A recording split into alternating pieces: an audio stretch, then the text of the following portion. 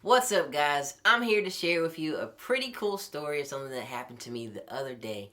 I was just up one night because I couldn't sleep, and I decided to go downstairs and pray because I was like, maybe the Lord is waking me up so I can go pray.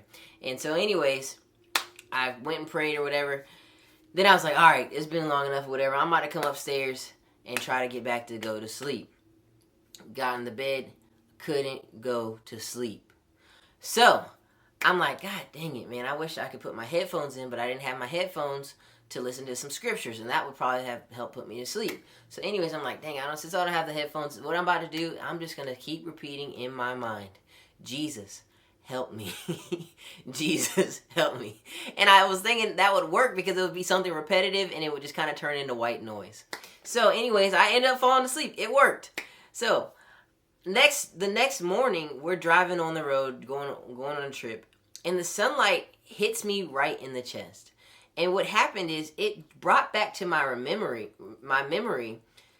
that the night before when I could not sleep, I felt the same warmth come over me as I was sleeping. And I don't know if I was dreaming or I just know it was a tangible feeling and it was just warm, and I was just like I felt it, but it didn't wake me up. It was like something happened, but it was, it was like, wow, man, I just felt like the Lord was really just had his hand on me that night, and he answered my request of him coming to help me fall asleep. So it was just really cool, and I just thought that was an awesome story that the very next day he didn't choose to disturb my sleep. He chose to remind me the next morning when he used the sunlight to hit me right in the chest, and the same kind of warmth reminded me of like, wow, Jesus, you really kept your promise. What promise did he keep? Let me tell you. It's a Bible verse in the Bible, of course, from Philippians. Philippians 4, 6 through 7. And it says, be anxious for nothing, but in everything by prayer and supplication, with thanksgiving, let your requests be made known to God. So basically that's saying, bring your prayer requests to the Lord, right? And then it says in verse 7, this is what will happen when we bring our prayer requests to the Lord. It says, the peace of God, which surpasses all understanding, will guard your hearts and minds through Christ Jesus. Isn't that awesome? That was just a confirmation that, hey, Jesus fulfilled and kept his promise of once I set my request and let him know what I needed, and I didn't even know exactly what I needed. I just knew I needed help. But he honored that request for help, and he gave me peace. Honestly, I fell asleep. I don't even remember necessarily falling asleep. And the next morning, I felt pretty good. Like I felt like I had a good night of sleep.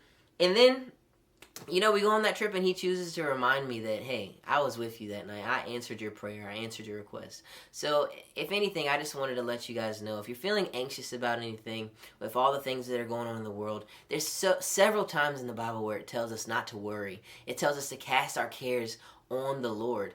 And he wants us to do that. He cares about the small, minute details. He does not want us to be worried about anything. When we're worrying about stuff, that means that we're taking his job away from him. His job is to give us peace and give us rest, right? He doesn't want us to worry. We're supposed to be trusting in him and giving and letting him give us that peace and rest and saying, God, I trust and believe that you're going to do what you said you can do. And he will do it. He is so, so faithful. I love you guys.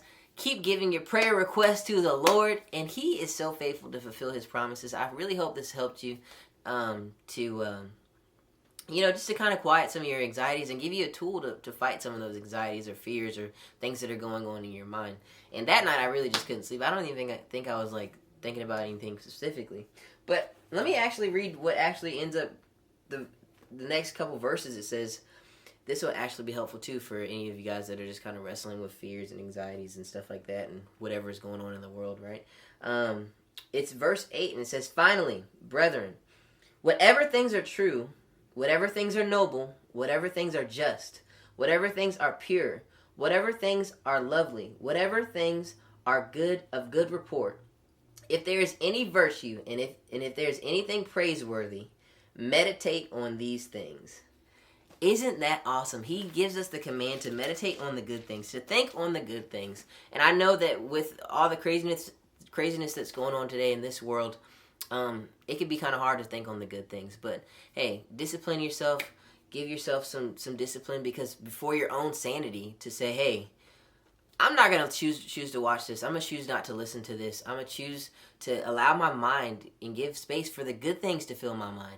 Start giving yourself in your mind space for the good things to just fill you up. Start thinking on the good things. Start looking around your house and being thankful for the little things that you have, or looking around the world or wherever you're driving to, and be thankful for the little things that you have, the big things that you have.